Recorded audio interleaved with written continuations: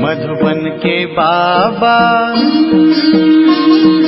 मधुबन के बाबा मुरली वाले, आपका क्या कहना, आपका क्या कहना। ओम शांति। आज 10 जनवरी 2025 के साकार मधुर महावाक्य हैं। आज मीठे मीठे बाप दादा बोले, मीठे बच्चे, बाप तुम्हें ज्ञान योग की खुराक खिलाकर जबरदस्त खातरी करते हैं, तो सदैव खुश मौज में रहो और श्रीमत अनुसार सबकी खातरी करते चलो। बाबा ने कहा, मीठे बच्चे, बाप तुम्हें ज्ञान योग की खुराक खिलाकर जबरदस्त खातरी करते हैं, तो सदैव खुश मौज में रहो और श्रीमत अनुसार सबकी खातरी करते चलो। बाबा ने आज प्रश्न पूछा कि इस संगम युग पर आपके पास सबसे अमूल्य चीज़ कौन सी है, किसकी संभाल करनी है। तो उत्तर में बाबा ने कहा, इस सर्वोत्तम ब्राह्मण कुल में आपकी यह जीवन बहुत अमूल्य है, इसलिए शरीर की संभाल ज़रूर करनी है। ऐसे नहीं कि ये तो मिट्टी का पुतला है, कहीं ये खलास हो जाए। नहीं, इनको जीते रखना है। कोई बीमार होते हैं तो तुम उनसे तंग नहीं होना है। उनको बोलो, तुम शिव बाबा को याद करो। जितना याद करेंगे उतना पाप कटते जाएंगे। उनकी सर्विस करनी चाहिए, जीता रहे, शिव बाबा को याद करता रहे। ओम शांति। ज्ञान का तीसरा नेत्र देने वाला रूहानी बाप बैठ रूहानी बच्चों को समझाते हैं। ज्ञान का तीसरा नेत्र सिवाय बाप के और कोई दे नहीं सकता। अभी तुम बच्चों को ज्ञान का तीसरा नेत्र मिला है। अभी तुम बच्चे जानते हो कि ये पुरानी दुनिया बदलने वाली है। बेचारे मनुष्य नहीं जानते कि कौन बदलाने वाला है और कैसे बदलाते हैं, क्योंकि उन्हों को ज्ञान का तीसरा नेत्र ही नहीं है। तुम बच्चों को अभी ज्ञान का तीसरा नेत्र मिला है, जिससे तुम सृष्टि के आदि मध्य अंत को जान गए हो। यह है ज्ञान की स्क्रीन। स्क्रीन की एक बूंद भी कितनी मीठी होती है। ज्ञान का एक ही अक्षर है, मन मना भव। ये अक्षर कितना मीठा है। अपने को आत्मा समझ बाप को याद करो। बाप शांति धाम और सुख धाम का रास्ता बता रहे हैं। बाप आए हैं बच्चों को स्वर्ग का वर्षा देने, तो बच्चों को कितनी खुशी रहनी चाहिए। कहते भी हैं कि खुशी जैसी खुराक नहीं। जो सदैव खुश मौज में रहते हैं उनके लिए यह जैसे खुराक होती है। 21 जन्म मौज में रहने की ये जबरदस्त खुराक है। ये खुराक सदैव एक दो को खिलाते रहो। यह है एक दो की जबरदस्त खातरी। ऐसी खातरी और कोई मनुष्य की कर न सके। तुम बच्चे श्रीमत पर सभी की रूहानी खातरी करते हो। सच्ची सच्ची खुश खैराफात भी यह है कि किसी को बाप का परिचय देना। मीठे बच्चे जानते हैं, बेहद के पाप द्वारा हमको जीवन मुक्ति की सौगात मिलती है। सतयुग में भारत जीवन मुक्त था, पावन था। बाप बहुत बड़ी ऊंची खुराक देते हैं। तब तो गायन है, अति इंद्रिय सुख पूछना हो तो गोप गोपियों से पूछो। यह ज्ञान और योग की कितनी फर्स्ट क्लास वंडरफुल खुराक है। और यह खुराक एक ही रूहानी सर्जन के पास है और किसी को इस खुराक का मालूम ही नहीं है। बाप कहते हैं, मीठे बच्चों, तुम्हारे लिए मैं तेरी परमाना हथेली पर सौगात ले आया हूँ। मुक्ति, जीवन मुक्ति की यह सौगात मेरे पास ही रहती है। कल्प कल्प मैं ही आकर तुमको ये सौगात देता हूँ, फिर रावण छीन लेता है। तो अभी तुम बच्चों को कितना खुशी का पारा चढ़ा रहना चाहिए। तुम जानते हो, हमारा एक ही बाप, टीचर और सच्चा सच्चा सतगुरु है जो हमको साथ ले जाते हैं। मोस्ट बिलवड बाप से विश्व की बादशाही मिलती है। ये कम बात है क्या। बच्चों को सदैव हर्षित रहना चाहिए। Godly student life is the best. अभी का ही गायन है ना। और फिर नई दुनिया में तुम सदैव खुशियाँ मनाते रहेंगे। दुनिया नहीं जानती कि सच्ची सच्ची खुशियाँ कब मनाई जाएंगी। मनुष्य को तो सत्य का ज्ञान ही नहीं है, तो यहाँ ही मनाते रहते हैं। परंतु इस पुरानी तमो प्रधान दुनिया में खुशी कहाँ से आई। यहाँ तो त्राही त्राही करते रहते हैं, कितना दुख की दुनिया है। बाप, तुम बच्चों को कितना सहज रास्ता बताते हैं। ग्रस्त व्यवहार में रहते कमल फूल समान रहो। धंधा धौरी आदि करते भी मुझे याद करते रहो। जैसे आशिक और माशूक होते हैं, वह तो एक दो को याद करते रहते हैं। वह उनका आशिक, वह उनका माशूक होता है। यहाँ ये बात नहीं है। यहाँ तो तुम सभी एक माशूक के जन्म जन्मांतर से आशिक रहे हो। बाप तुम्हारा कभी आशिक नहीं बनता। तुम उस माशूक को आने के लिए जिद याद करते हो। जब दुख जास्ती होता है तो जास्ती सुमिरन करते हैं। तभी तो गायन भी है कि दुख में सुमिरन सब करे, सुख में करे न कोई। इस समय जैसे बाप सर्वशक्तिमान है, दिन प्रतिदिन माया भी सर्वशक्तिमान तमो प्रधान होती जाती है। इसलिए अब बाप कहते हैं, क्या कहते हैं? मीठे बच्चे, देही अभिमानी बनो। अपने को आत्मा समझ मुझ बाप को याद करो और साथ साथ दैवी गुण भी धारण करो। तुम ऐसे माना लक्ष्मी नारायण बन जाएंगे। इस पढ़ाई में मुख्य बात है ही याद की। ऊंच ते ऊंच बाप को बहुत प्यार स्नेह से याद करना चाहिए। वह ऊंच ते ऊंच बाप ही नई दुनिया स्थापन करने वाला है। बाप कहते हैं, मैं आया हूँ तुम बच्चों को विश्व का मालिक बनाने, इसलिए अब मुझे याद करो तो तुम्हारे अनेक जन्मों के पाप कट जाएंगे। पतित पावन बाप कहते हैं, तुम बहुत पतित बन गए हो, इसलिए अब तुम मुझे याद करो तो तुम पावन बन और पावन दुनिया का मालिक बन जाएंगे। पतित पावन बाप को ही बुलाते हैं ना, तो अब बाप आए हैं तो ज़रूर पावन बनना पड़े। बाप दुख हरता सुख करता है। बरोबर सतयुग में पावन दुनिया थी तो सभी सुखी ही थे। अब बाप फिर से कहते हैं, बच्चे शांति धाम और सुख धाम को याद करते रहो। अभी है संगम युग।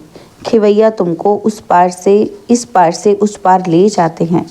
नैया कोई एक नहीं, सारी दुनिया जैसे एक बड़ा जहाज है, उनको पार ले जाते हैं। तो मीठे बच्चों को कितनी खुशियाँ होनी चाहिए। तुम्हारे लिए तो सदैव खुशी ही खुशी है। बेहद का बाप हमको पढ़ा रहे हैं। वाह, ये तो कभी न सुना न पढ़ा। भगवानुवाच कि मैं तुम रूहानी बच्चों को राजयोग सिखा रहा हूँ, तो पूरी रीति सीखना चाहिए, धारणा करनी चाहिए, पूरी रीति पढ़ना चाहिए। पढ़ाई में नंबरवार तो सदैव होते ही हैं। अपने को देखना चाहिए कि मैं उत्तम हूँ, मध्यम हूँ या कनिष्ठ हूँ। बाप कहते हैं, अपने को देखो कि मैं ऊंच पद पाने के लायक हूँ, रूहानी सर्विस करता हूँ। क्योंकि बाप कहते हैं, बच्चे सर्विसेबल बनो, फॉलो करो। मैं आया ही हूँ सर्विस के लिए, रोज़ सर्विस करता हूँ, इसलिए ही तो ये रथ लिया है। इनका रथ बीमार पड़ जाता है तो मैं इनमें बैठ मुरली लिखता हूँ। मुख से तो बोल नहीं सकते तो मैं लिख देता हूँ, ताकि बच्चों के लिए मुरली मिस ना हो। तो मैं भी सर्विस पर हूँ ना, ये है रूहानी सर्विस। तो तुम बच्चे भी बाप की सर्विस में लग जाओ।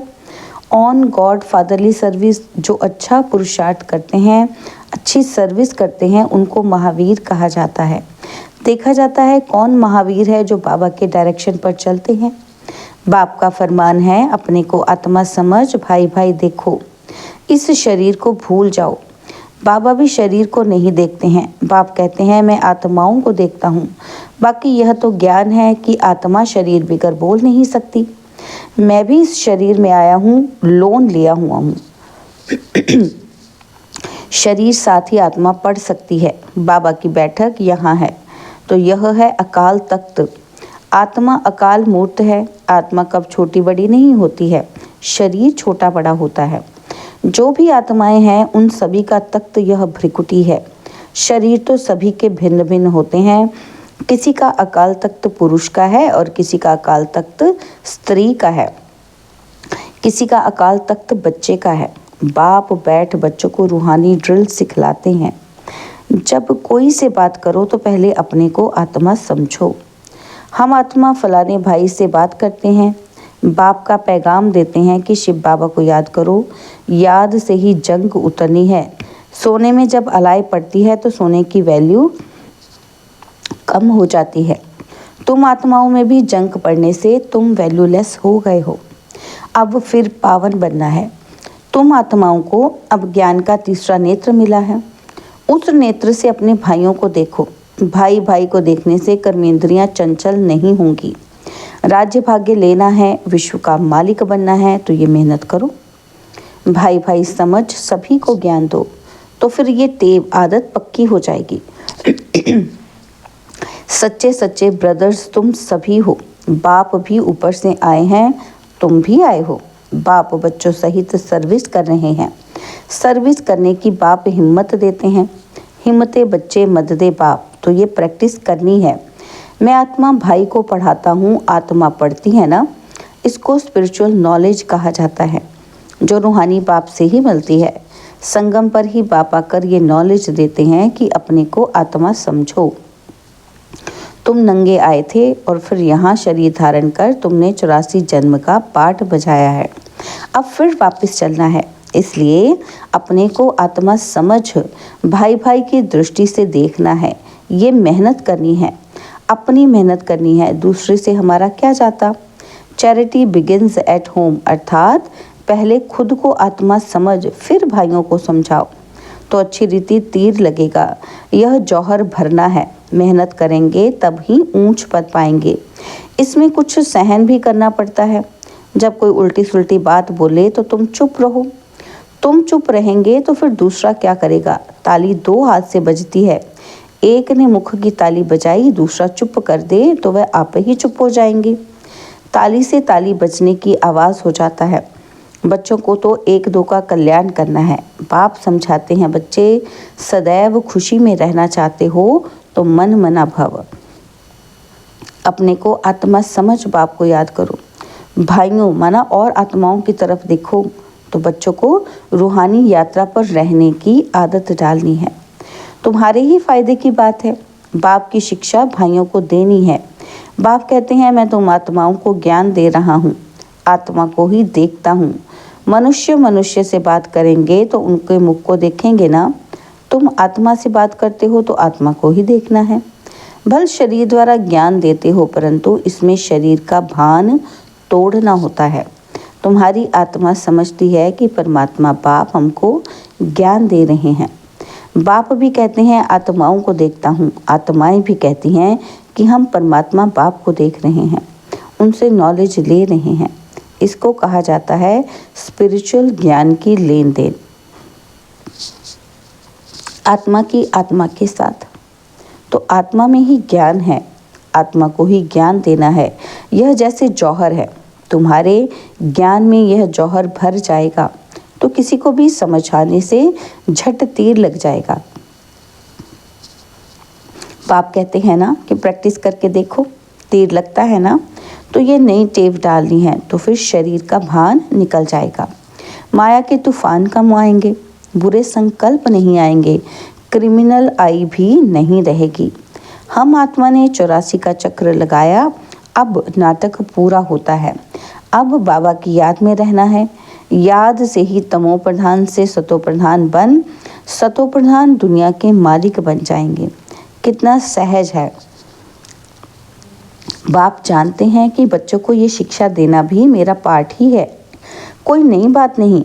हर 5000 वर्ष बाद हमको आना होता है। मैं बंधाई मान हूँ, बच्चों को बैठ समझाता हूँ। मीठे बच्चे रूहानी याद की यात्रा में रहो तो अंतमति सुगति हो जाएगी। यह अंतकाल है ना, मामेकम याद करो तो तुम्हारी सदगति हो जाएगी। याद की यात्रा से पाया मजबूत हो जाएगा। यह देही अभिमानी बनने की शिक्षा एक ही बार तुम बच्चों को मिलती है। तो बाबा कहते कितना वंडरफुल ज्ञान है। बाबा वंडरफुल है तो बाबा का ज्ञान भी वंडरफुल है, कभी कोई बता ही ना सके। अभी वापस चलना है, इसलिए बाप कहते हैं मीठे बच्चों ये प्रैक्टिस करो, अपने को आत्मा समझ, आत्मा को ज्ञान दो। तीसरे नेत्र से भाई भाई को देखना है कि बड़ी मेहनत है। यह है तुम ब्राह्मणों का सर्वोत्तम ऊंच ते ऊंच कुल। इस समय तुम्हारा जीवन अमूल्य है, इसलिए इस शरीर की भी संभाल करनी है। तमोप्रधान होने के कारण शरीर की आयु भी कम होती गई है। अब तुम जितना योग में रहेंगे उतना आयु बढ़ेगी। तुम्हारी आयु बढ़ते बढ़ते 150 वर्ष हो जाएगी सत्युग में। इसलिए शरीर की भी संभाल करनी है। ऐसे नहीं कि ये तो मिट्टी का पुतला है, कहीं ये खलास हो जाए। नहीं, इनको जीते रखना है। यह अमूल्य जीवन है ना। कोई बीमार होते हैं तो उनसे तंग नहीं होना चाहिए। उनको भी बोलो शिव बाबा को याद करो। जितना याद करेंगे उतना उनके पाप कटते जाएंगे। उनकी सर्विस करनी चाहिए। जीता रहे, शिव बाबा को याद करता रहे, ये समझ तो रहती है ना। हम बाबा को याद करते हैं, आत्मा याद करती है बाप से वर्षा पाने के लिए। अच्छा, मीठे मीठे सिक्किला दे बच्चों प्रति नंबरवार पुरुषार्थ अनुसार माता पिता बाप दादा का याद प्यार और गुड मॉर्निंग। रूहानी बाप की रूहानी बच्चों को नमस्ते। हम रूहानी बच्चों की रूहानी बाप दादाजी को दिलवा जान सिकवा प्रेम से नमस्ते। ओम शांति। प्यारे बाबा, मीठे बाबा, मेरे बाबा, शुक्रिया बाबा, शुक्रिया बाबा, शुक्रिया। धारणा के लिए मुख्य सार है। पहला पॉइंट है, अपने को देखो कि मैं पुरुषार्थ में उत्तम हूँ, मध्यम हूँ या कनिष्ठ हूँ। मैं ऊंच पद पाने के लायक हूँ, मैं रूहानी सर्विस करता हूँ। और दूसरा पॉइंट है, तीसरे नेत्र से आत्मा भाई को देखो। भाई भाई समझ सभी को ज्ञान दो। आत्मिक स्थिति में रहने की आदत डालो तो कर्मेंद्रियां चंचल नहीं होंगी। बाबा ने आज वरदान दिया कि ब्रह्मा बाप समान महात्याग से महान भाग्य बनाने वाले फरिश्ता सुविश्व महाराजन भव। ब्रह्मा बाप समान महात्याग से महान भाग्य बनाने वाले फरिश्ता सुविश्व महाराजन भव। फरिश्ता तो विश्व महाराजन बनने का वरदान उन्हीं बच्चों को प्राप्त होता है जो ब्रह्मा बाप के हर कर्म रूपी कदम के पीछे कदम उठाने वाले हैं, जिनका मन बुद्धि संस्कार सदा बाप के आगे समर्पित है। जैसे ब्रह्मा बाप ने इसी महान त्याग से महान भाग्य प्राप्त किया, अर्थात नंबर 1 संपूर्ण फरिश्ता और नंबर 1 विश्व महाराजन बने, ऐसे फॉलो फादर करने वाले बच्चे भी महान त्यागी व सर्वस्व त्यागी होंगे। संस्कार रूप से भी विकारों के वंश का त्याग करेंगे। स्लोगन है, अभी सब आधार टूटने हैं, इसलिए एक बाप को अपना आधार बनाओ। अपनी शक्तिशाली मनसा द्वारा सकाश देने की सेवा करो। ओम शांति। आज के अंतर्मुखी अभ्यास के लिए बाबा ने कहा कि अपनी शक्तिशाली मनसा द्वारा सकाश देने की सेवा करनी है। इतनी सारी प्रकृति को परिवर्तन करना, तमोगुणी संस्कारों वाली आत्माओं के तमोगुणी वाइब्रेशंस को बदलना और स्वयं को भी ऐसे खूने नाहक वायुमंडल के वाइब्रेशन से सेफ रखना तथा उन आत्माओं को सहयोग देना, इस विशाल कार्य के लिए मनसा को शुभ भावनाओं से संपन्न शक्तिशाली बनाओ। ओम शांति।